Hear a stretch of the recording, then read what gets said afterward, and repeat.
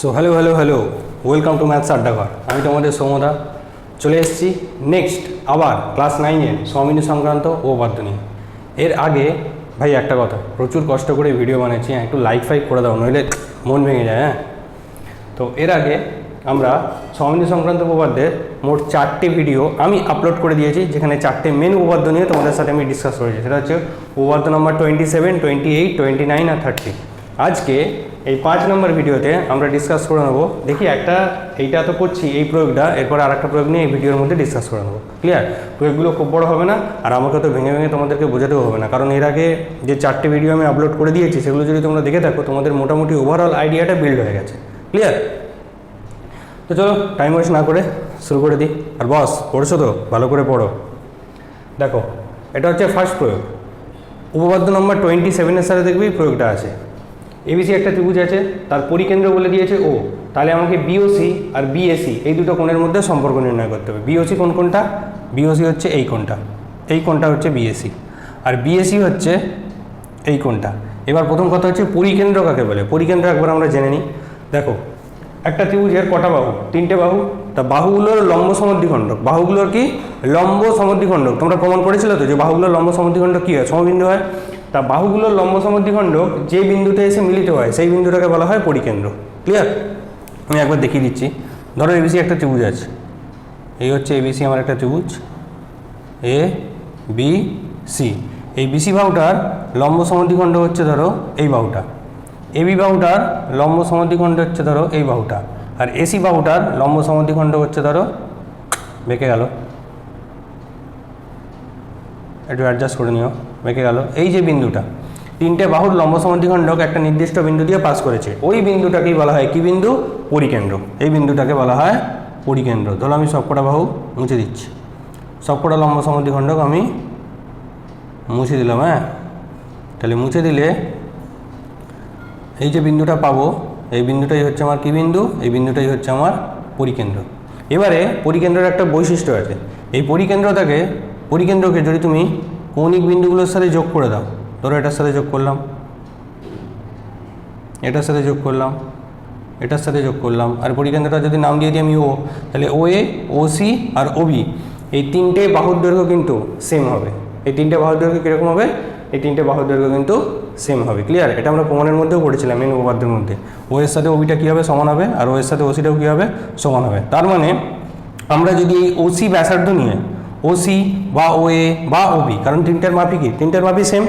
তা এই ব্যাসার্ধ নিয়ে যদি একটা বৃত্ত অঙ্কন করি, সেই বৃত্তটা কিন্তু সি বিন্দু, এ বিন্দু আর বি বিন্দু দিয়ে পাস করবে। মানে বৃত্তটা কিন্তু 3টে বিন্দু দিয়েই পাস করবে। ক্লিয়ার? যেখানে ওসিটাও হয়ে যাবে ব্যাসার্ধ, ওএটাও হয়ে যাবে ব্যাসার্ধ, আর ওবিটাও হয়ে যাবে কিন্তু ব্যাসার্ধ। তাহলে পরিকেন্দ্রকে কেন্দ্র করে ওসি অথবা ওএ অথবা ওবি ব্যাসার্ধ নিয়ে আমি যে বৃত্তটা অঙ্কন করলাম, সেটা ত্রিভুজের 3টে কৌণিক বিন্দু দিয়ে পাস করবে, আর এই বৃত্তটাকেই বলা হয় পরিবৃত্ত। ক্লিয়ার? চলো এবার প্রমাণে চলে আসছি। প্রমাণে কি বলেছে? এই ভেতরের যে বিন্দুটা, সেই বিন্দুটা হচ্ছে কি বিন্দু? সেই বিন্দুটা হচ্ছে আমাদের পরিকেন্দ্র। তাহলে আমাদের প্রমাণ করতে হবে, প্রমাণ নয় মানে বিওসি আর বিএসি এর মধ্যে কি সম্পর্ক আছে সেটা দেখতে হবে। ক্লিয়ার? আচ্ছা, অঙ্কন আছে, অঙ্কনটা দেখো। এ কমা ওকে যুক্ত করলাম, পরে ডি পর্যন্ত বর্ধিত করা হলো। এ বিন্দু কোথায়? এ বিন্দু হচ্ছে ওপরে।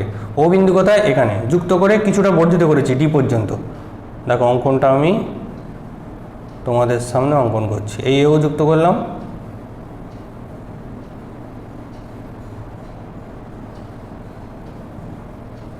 বাট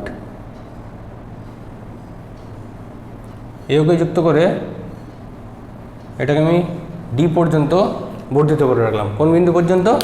ডি বিন্দু পর্যন্ত বর্ধিত করে রাখলাম। ক্লিয়ার? এবার আসো প্রমাণে। আচ্ছা, এবার দেখো, এ ও বি একটা ত্রিভুজ, তো এ ও বি এটা একটা ত্রিভুজ। এই ত্রিভুজের মধ্যে ও এ বাহুটা আর ও বি বাহুটা, এই দুটো বাহু কি সমান? হ্যাঁ, এই দুটো বাহু সমান, কারণ এই দুটো কি? দুটোই ত্রিভুজ, এই বৃত্তের কি? ব্যাসার্ধ। তাহলে ত্রিভুজ এ ও বি এর, ত্রিভুজ এ ও বি এর কী পাচ্ছি? এই ও এ বাহুটার সাথে লেফট সাইডের ত্রিভুজটা, বাঁ দিকের এ ও বি এই ত্রিভুজটা, এই ত্রিভুজটার মধ্যে এই এ ও বাহুটার সাথে ও বি বাহুটা কী পাচ্ছি? সমান। ও এ সমান ও বি, ব্র্যাকেটে কারণ কি লিখব?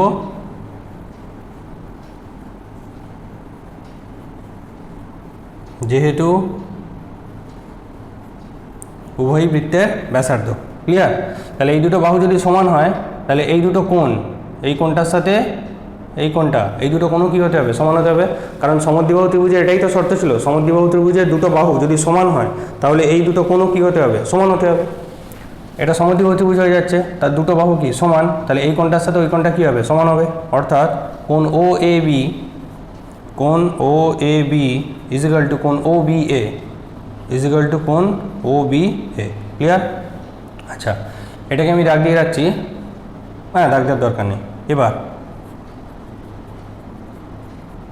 আবার দেখো এই ত্রিভুজটার বহিঃকোণকে, ত্রিভুজটার বহিঃকোণকে বলো তো, ত্রিভুজটার বহিঃকোণ হচ্ছে এই কোণটা বিওডি।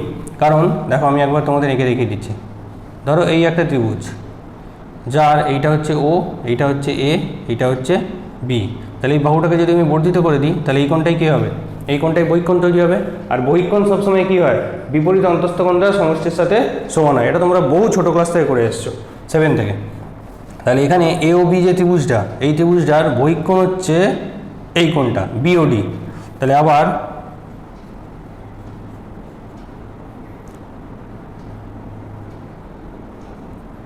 বহিঃকোণ বিওডি ইজিক্যাল টু, কারণ এটা হচ্ছে বহিঃকোণ, বহিঃকোণ ইজিক্যাল টু আমি লিখতে পারি ও A B plus O B A, লিখতেই পারি। কারণ বহিঃকোণ বিপরীত অন্তস্থ কোণ দ্বয়ের সমষ্টির সাথে কি হয়? সমান হয়। এবার দেখো ও A B R O B A এই দুটো সমান তো, তাহলে আমি ও বি এর জায়গাতেও ও এ বি লিখে দেবো। ও A B plus O B A, R O B এর সাথে কে সমান? দেখো ও বি এর সাথে ও এ বি সমান, তাহলে এই ও বি এটাকে আমি আর লিখবো না, এই ও বি এর জায়গায় আমি কি লিখে দেবো? ও এ বি লিখে দেবো। তাহলে বহিস্থ কোণ বিওডি ইজিক্যাল টু কোণ ও এ বি প্লাস কোণ ও এ বি। কারণ কি? কারণ ও B A is equal two O A B, এই দুটো কোণ সমান। তাহলে আমি পেয়ে গেলাম যে বহিস্থ কোণ বিওডি ইজিক্যাল টু 2 কোণ ও এ বি। এটাকে আমি দাগ দিয়ে রাখছি 1 নম্বর। ক্লিয়ার? তাহলে এই যে বিওডির মানটা, এই যে বিওডি, এই যে বিওডি, বিওডির মানটা হচ্ছে 2 কোণ ও A B, A O B কোণের ডবল। কারণ বহিস্থ কোণ বিপরীত অন্তস্থ কোণ দ্বয়ের সমষ্টির সাথে সমান হয়। আর এই কোণটার জায়গায় আমি ওই কোণটাই বসিয়ে দিয়েছি, যেহেতু এই দুটোর মান হচ্ছে সমান। তাহলে বহিস্থ কোণ বিওডি সমান বেরিয়ে গেল 2 কোণ ও এ বি। সিমিলার কাজ আমি এই দিকের ত্রিভুজটারেও করব, ডান দিকের ত্রিভুজটার। ডান দিকের ত্রিভুজটার নাম কি? ডান দিকের ত্রিভুজটার নাম হচ্ছে এ ও সি। ঠিক আছে? তাহলে ত্রিভুজ এ ও সি থেকে পাই, আচ্ছা ত্রিভুজ এ ও সি এর লিখে দিচ্ছি। ত্রিভুজ এ ও সি এর এই এ ও সি ত্রিভুজটার ও এ সমান ও সি, ও এর সাথে ও সি বাহুটা কি সমান, কারণ এর উভয়ই কি বৃত্তের ব্যাসার্ধ। ও এ সমান ও সি, কারণ হচ্ছে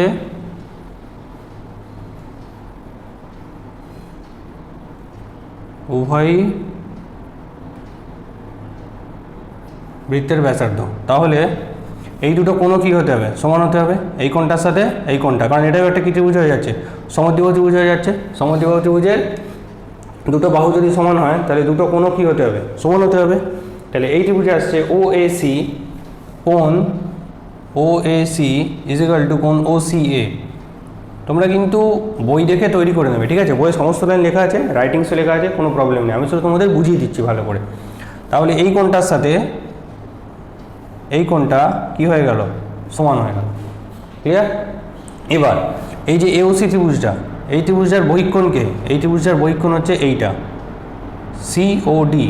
কারণ এই ত্রিভুজটার এই বাহুটাকে আমি বর্ধিত করে দিয়েছি, তাহলে বাইরে যে কোণটা তৈরি হয়েছে সেই কোণটাই কে? সেই কোণটাই হচ্ছে বহিঃকোণ। তাহলে এখানেও এই বহিঃকোণটা বিপরীত অন্তস্থ কোণ দ্বয়ের সমষ্টির সাথে কী হতে হবে? সমান হতে হবে। তাহলে কোণ সিওডি আবার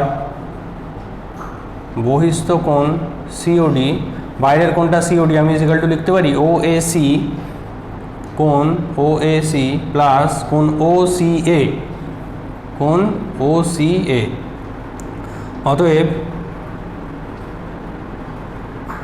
বহিস্থ কোণ সিওডি ইজিক্যাল টু ও এ সিটাকে আমি ও এ সি লিখছি প্লাস ও সি এ, ও সি এ, ও সি এর জায়গায় আমি এই কোণটাই লিখে দিচ্ছি ও এ সি। কেন? কারণ ওই দুটো কোণের মান সমান, ঠিক আগের যেরকমভাবে লিখলাম। তাহলে ও সি এর জায়গায় আমি আবার লিখে দিচ্ছি ও এ সি ব্র্যাকেটে। কারণ কী দেবো? যেহেতু OCA সমান OAC, ব্র্যাকেটের কারণ হচ্ছে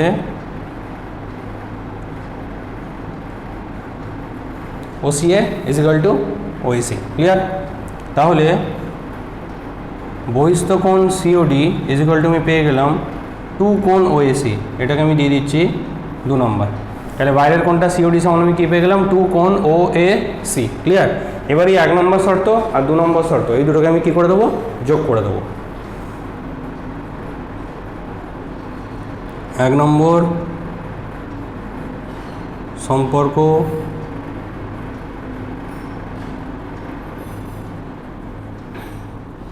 এবং 2 নম্বর সম্পর্ক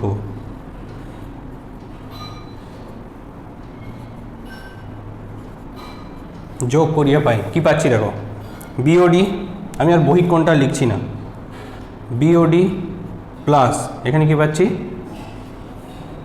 COD = ডান দিকে কী পাচ্ছি 2 কোণ OAB, 2 কোণ OAB প্লাস 2 কোণ এখানে কি পাচ্ছি OAC।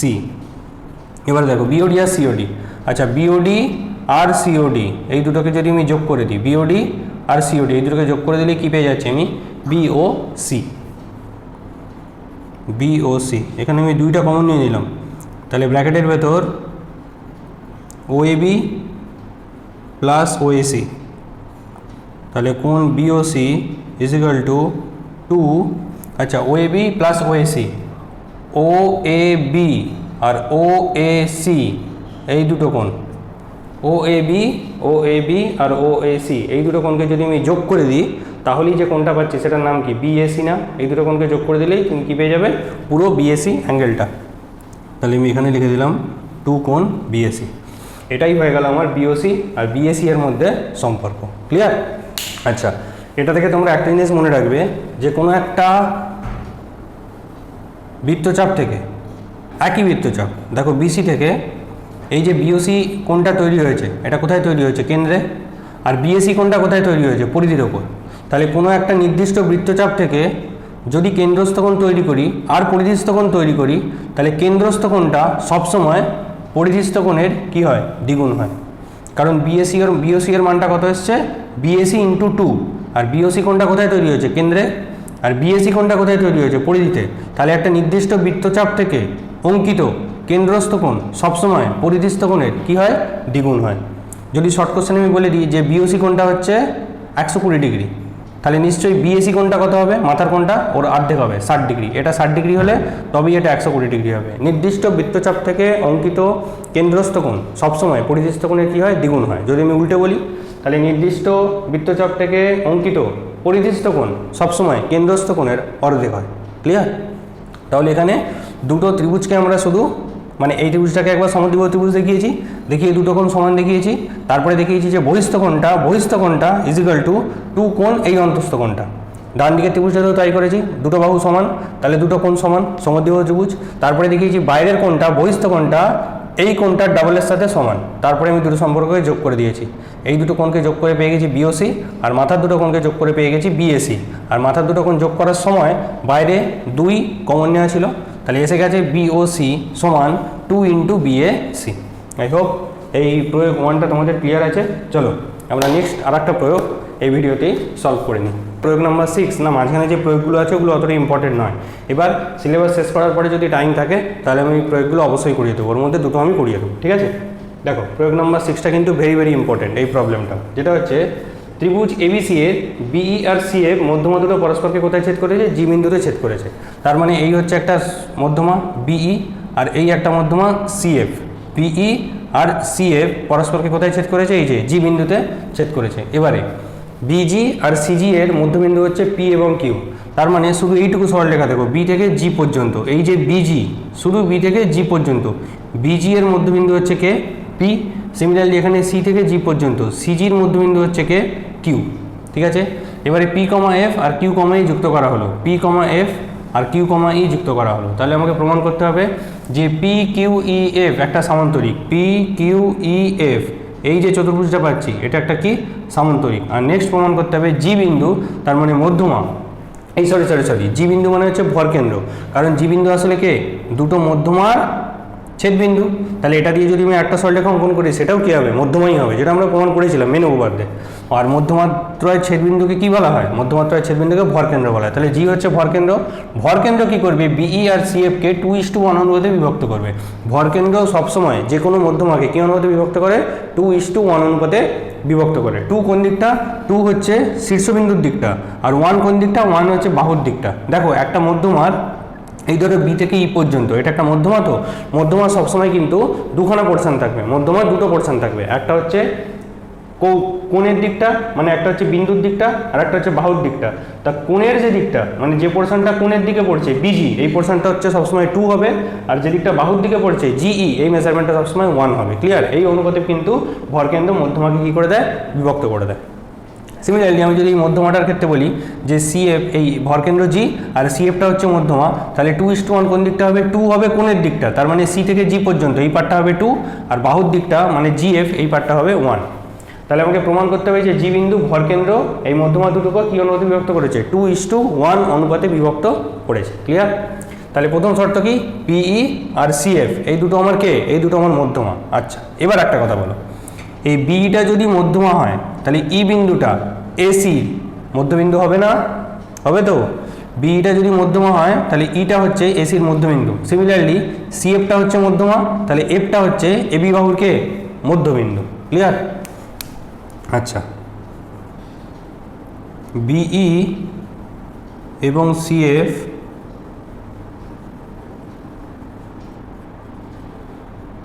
দুটি মধ্যমা, অর্থাৎ অতএব এবি এবং এসি বাহুর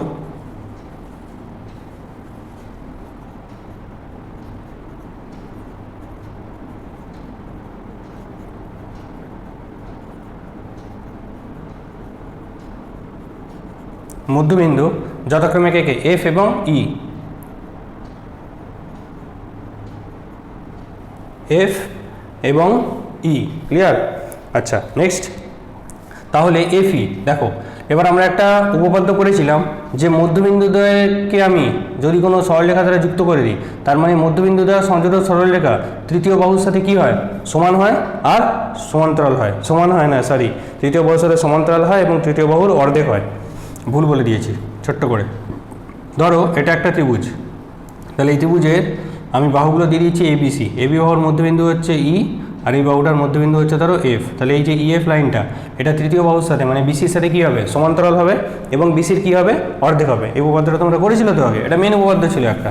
ঠিক আছে, চলে এসো। তাহলে এই দুটো বাহুর মধ্যবিন্দু আমি পেয়ে গেছি এফ এবং ই। তাহলে এফই যে সরলরেখাটা সেটা বিসির সাথে কী হবে, সমান্তরাল হবে, আর বিসির অর্ধেক হবে। অর্থাৎ এফই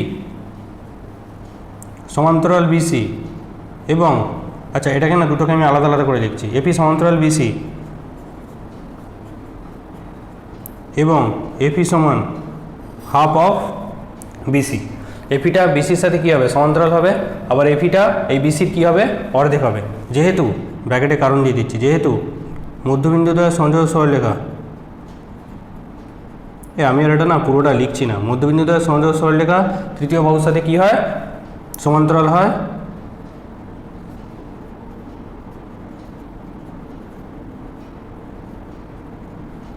সমান্তরাল হয় আর তৃতীয় বাহুর অর্ধেক হয়। ঠিক আছে? আচ্ছা, এবার এখানে যেটা প্রয়োজন সেটা হচ্ছে এটাকে আমি দিলাম 1 নাম্বার আর এটাকে আমি দিলাম 2 নাম্বার। ক্লিয়ার? বোঝা গেছে? আচ্ছা, এবার চলে এসো ছোটো ত্রিভুজটার মধ্যে, এই যে জিবিসি ত্রিভুজটা, জিবিসি ত্রিভুজটা। আচ্ছা, এখানে একটা কথা লিখলে ভালো হতো জানো, এই জায়গাটা না একটা কথা লিখে রাখছে, এই জায়গাটা যে ত্রিভুজ এবিসি এর,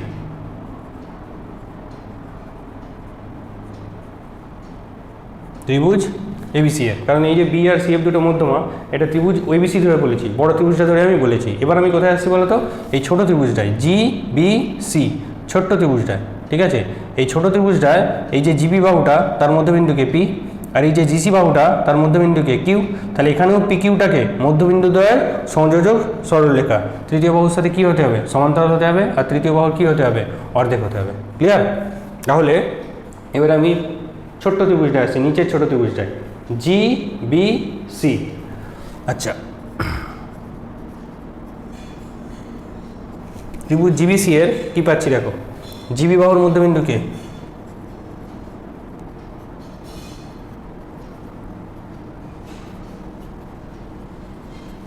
জিবি বাহুর মধ্যবিন্দু হচ্ছে পি, ঠিক। একটা হচ্ছে জিসি, জিসি বাহুর মধ্যবিন্দু কে? জিসি বাহুর মধ্যবিন্দু হচ্ছে কিউ।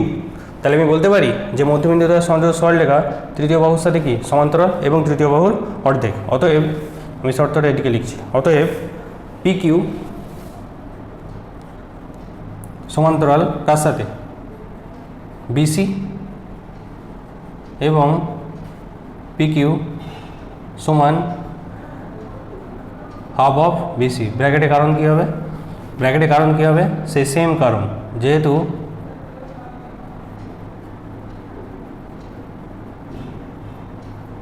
মধ্যবিন্দু দ্বয়ের সংযোগ সরলরেখা তৃতীয় বাহুর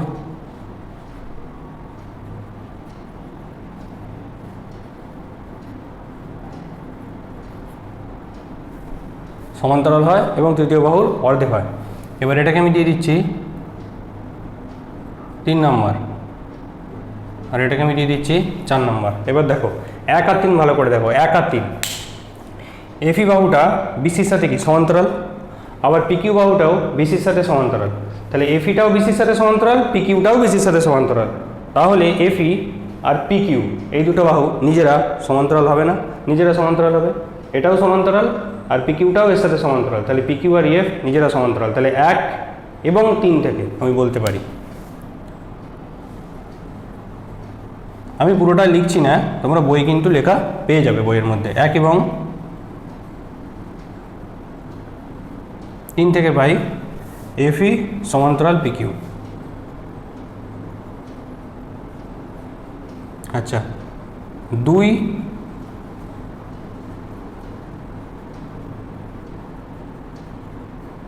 এবং 4 থেকে পাই, দেখো 2টা কি পেয়েছি? এফি হচ্ছে হাফ বিসির সাথে সমান, আর 4-এ পেয়েছি পিকিউ হচ্ছে হাফ বিসির সাথে সমান। তার মানে বিসিতে যদি ধরো 10 সেন্টিমিটার হয়, তাহলে এফির মানও কত? 5, আর পিকিউ এর মানও কত? 5। তাহলে দুজনেই হাফ বিসির সাথে সমান, তাহলে এফির সাথে পিকিউ কি হয়ে যাবে? সমান হয়ে যাবে। 1 ও 2 থেকে পাই এফি সমান পিকিউ। তাহলে এফির সাথে পিকিউটা কি পেলাম? সমান্তরালও পেলাম, আবার এফির সাথে পিকিউটা কি পেলাম? সমানও পেলাম। এবার আমি বলতে পারি যে পি কিউ ই এফ, এই যে চতুর্ভুজটা, এই চতুর্ভুজের এক জোড়া বিপরীত বাহু, এক জোড়া বিপরীত বাহু কে কে? পিকিউ আর এফি, এক জোড়া বিপরীত বাহু পরস্পর সমান এবং সমান্তরাল। তাহলে ওই চতুর্ভুজটা আসলে কি? একটা সামান্তরিক।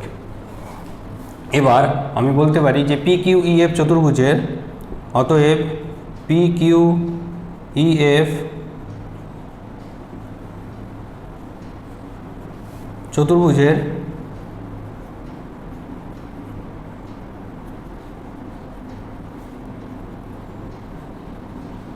এক জোড়া বিপরীত বাহু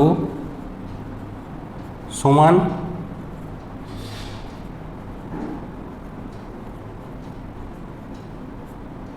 এবং সমান্তরাল, কমা দিয়ে এফি সমান পিকিউ, এফি সমান পিকিউ এবং এফি সমান্তরাল পিকিউ। অতএব এই যে চতুর্ভুজটা পি কিউ ই এফ, এটা একটা কি হয়ে যাচ্ছে? এটা একটা সামান্তরিক হয়ে যাচ্ছে। অতএব পি কিউ ই এফ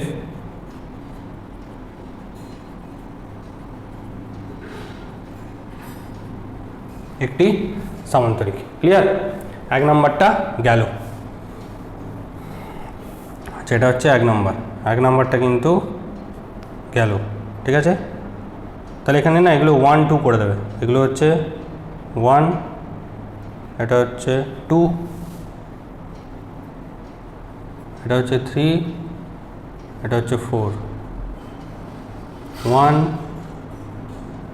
এটা হচ্ছে 3, এটা হচ্ছে 2, আর এটা হচ্ছে 4। যেহেতু কোশ্চেনে 1 নম্বর 2 নম্বর দেওয়া আছে, আমি সেই জন্য 1 নম্বর 2 নম্বর আর দিলাম না। এবার চলে এসো 2 নম্বরটা, 2 নম্বর প্রমাণটা। আচ্ছা, 2 নম্বরে দেখো কি বলেছে, আমাকে প্রমাণ করতে হবে যে জি বিন্দু বি আর সি এফকে 2:1 অনুপাতে বিভক্ত করে। এবারে এই যে পিকিউএফ, এটা একটা কি হয়ে গেছে? এটা একটা সামান্তরিক হয়ে গেছে না?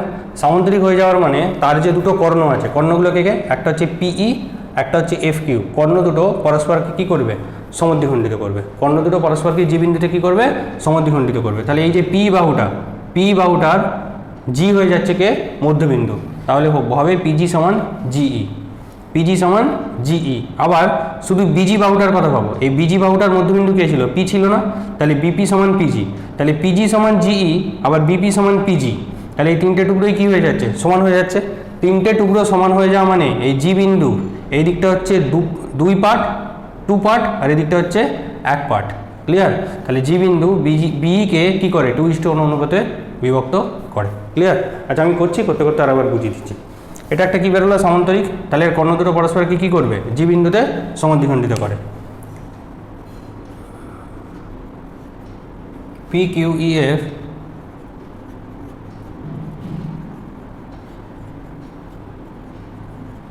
একটি সামান্তরিক, অর্থাৎ পিই এবং এফকিউ কর্ণ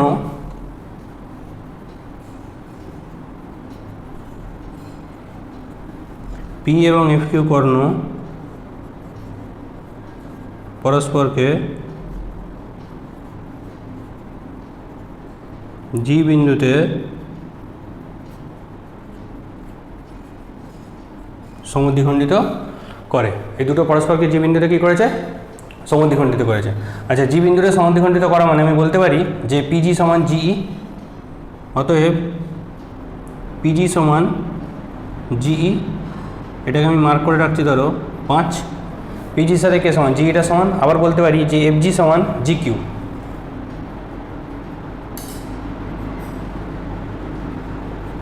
এটাকে আমি মার্ক করে রাখছি 6। এফজি সমান কে, এফজি সমান হচ্ছে জিকিউ। ঠিক আছে, এবার দেখো শিকারে কি দেওয়া ছিল, শিকারে দেওয়া ছিল এই যে বিজি বাহুটা, বি থেকে জি পর্যন্ত, এই বিজি বাহুটার মধ্যবিন্দুকে পি, তাহলে বিপি সমান পিজি হবে। তো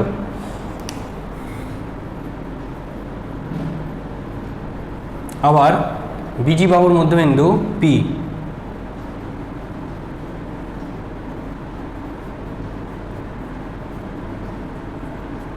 আবার বিজি বাহুর মধ্যবিন্দুকে বি থেকে জি পর্যন্ত, বিজি বাহুর মধ্যবিন্দু হচ্ছে পি। আমি একটা কথা 3-4 বার করে কিন্তু রিপিট করছি, 2-3 বার করে, তার মানে তোমরা বোরিং হয়েও না, ঠিক আছে, বোর হয়েও না। আমি তোমাদের বোঝানোর জন্য বারবার একটা কথা 2-3 বার করে রিপিট করছি। বিজি বাহুর মধ্যবিন্দুটা পি, তাহলে বিপি সমান পিজি হবে। অতএব বিপি সমান পিজি, এটাকে আমি দাগ দিয়ে দিচ্ছি 7 নম্বর। ক্লিয়ার? এবার দেখো কি হবে, পিজির সাথে কে সমান, জি সমান, আবার পিজির সাথে কে সমান, বিপি সমান। এই পিজিটার সাথে এই যে পিজির সাথে জি সমান, আবার পিজির সাথে বিপিও সমান, তাহলে বিপি, পিজি আর জিই এই তিনটে টুকরোই কী হয়ে যাবে, সমান হয়ে যাবে। অর্থাৎ 5 আর 7, 5 আর 7 থেকে পাই বিপি সমান পিজি সমান জিই, বিপি সমান পিজি সমান জিই। ঠিক আছে, এই তিনটে কী পেয়ে গেলাম আমি, এই তিনটে আমি সমান পেয়ে গেলাম। এই তিনটে সমান পেয়ে যাওয়া মানে আমি বলতে পারি যে জি বিন্দুটা এই পুরো বাহুটাকে 2:1 অনুপাতে বিভক্ত করেছে। আমি এদিকটা কিছুটা মুছে দিচ্ছি, কিছু করার নেই, মুছতে হবেই বস, হ্যাঁ, না মুছলে কিন্তু কমপ্লিট করতে আমি পারবো না। যেখানে শিকারটা মুছে দিচ্ছি,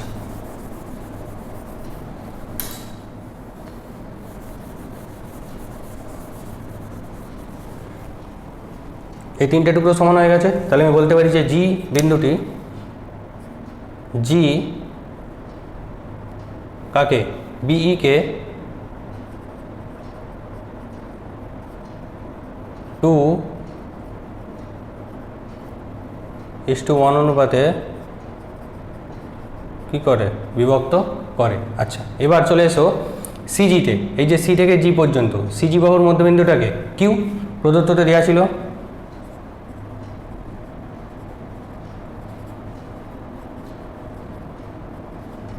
সিজি বাহুর মধ্যবিন্দু হলো কিউ। ঠিক আছে, তাহলে সিকিউ সমান কিউজি, অতএব সিকিউ সমান, বা আমি বলতে পারি জি কিউ সমান কিউসি, অতএব জি কিউ সমান কিউসি। এটাকে আমি দিয়ে দিচ্ছি কত নম্বর, শেষ দিয়েছি 7, এটাকে আমি দিয়ে দিচ্ছি 8 নম্বর। এবার দেখো এফজি এর সাথে জি কিউ সমান, এফজির সাথে কে সমান, জি কিউ, আবার জি কিউ এর সাথে কে সমান, কিউসি। এফজি তার সাথে জি কিউ সমান, আবার জি কিউ এর সাথে কিউসি সমান, তাহলে এই তিনটে টুকরো কী হয়ে যাচ্ছে, সমান হয়ে যাচ্ছে। অতএব 6 এবং 8 থেকে পাই, 6 এবং 8 থেকে পাই কী পাচ্ছি, FG ইজিক্যাল টু GQ, আবার GQ এর সাথে কে সমান, QC। তাহলে 6 নম্বর এবং 8 নম্বর এইটা এবং এইটা থেকে কী পাচ্ছি, FG সমান GQ, আবার GQ এর সাথে কে সমান QC। তার মানে এই তিনটে টুকরো কী হয়ে যাচ্ছে, সমান হয়ে যাচ্ছে। এটা সমান এইটা সমান এইটা। তাহলে জি বিন্দু এই পুরো সরলরেখাটাকে, মানে কাকে, CF নামটা কিন্তু লেখার সময় ভালো করে লিখবে। আমাকে লিখতে হবে CFকে 2:1, তার মানে C এর দিকটা হচ্ছে 2, F এর দিকটা হচ্ছে 1। যেমন লিখেছিলাম জি বিন্দু BE কে 2:1, তার মানে B এর দিকটা হচ্ছে 2 আর এই দিকটা হচ্ছে 1। কারণ তোমরা অনুপাতে জানো, যার নামটা প্রথমে থাকে তার দিকটা প্রথমে থাকে, তার ভ্যালুটা প্রথমে থাকে, যার নামটা পরে থাকে তারও অনুপাতটা পরে থাকে। ক্লিয়ার? তাহলে জি বিন্দু, তাহলে এটা থেকে আমি বলতে পারি অতএব জি বিন্দু CF কে 2:1 অনুপাতে বিভক্ত করে। ক্লিয়ার? এই হয়ে গেল প্রমাণিত। বেসিক্যালি উপপাদ্যটা বিশাল বড় ছিল না, ঠিক আছে, কিন্তু মানে বিশাল বোঝার ছিল না, কিন্তু খুব বড় হলো। আমি মেন উপপাদ্যগুলো তোমাদের প্রমাণ করিয়েছি, কিন্তু পুরো বোর্ডার মধ্যে হয়ে গেছে, কিন্তু এই উপপাদ্যটা আমি পুরোটা লিখে বোর্ডার মধ্যে করতে পারলাম না। আমাকে শেষ অবধি শিকার আর বাউন্ড বিষয়টা মুছতেই হলো, নইলে আর জায়গা ছিল না। ঠিক আছে, তো চলো, তোমাদের যদি কোনো অসুবিধা হয় তোমরা ভিডিওটা আবার একবার ঘুরিয়ে দেখবে। ঠিক আছে, আমি প্রত্যেকটা কথা কিন্তু 2-3 করে বলে সলভ করেছি। আচ্ছা, নেক্সট আমি আসবো, আরও দুটো প্রয়োগ আছে, সেই দুটো প্রয়োগও করিয়ে দেবো এর পরের পার্টে 6 নম্বর ভিডিওতে। আর তারপরে আমরা সলভ করতে আসবো মেন যে আমাদের কোষে রেখিটা আছে এক্সারসাইজটা। ক্লিয়ার? তো তোমরা কিন্তু একদম টাইম ওয়েস্ট করো না, আর ভিডিওটা যদি তোমাদের একটুও হেল্প হয়ে থাকে ভিডিওটা দেখে, তাহলে প্লিজ লাইক করে দিও। দেখার জন্য কোনো লাইক করতে হবে না, যদি হেল্প হয়ে থাকে সত্যিকারের দেন লাইক করো। তো ততক্ষণ tata, take care, bye bye. আর তোমরা কিন্তু ভালো করে পড়ো, একদম ফাঁকি মেরো না। ঠিক আছে, এই 3rd টার্মে অ্যানুয়াল অবধি আমি আছি সৌমদা তোমাদের সাথে।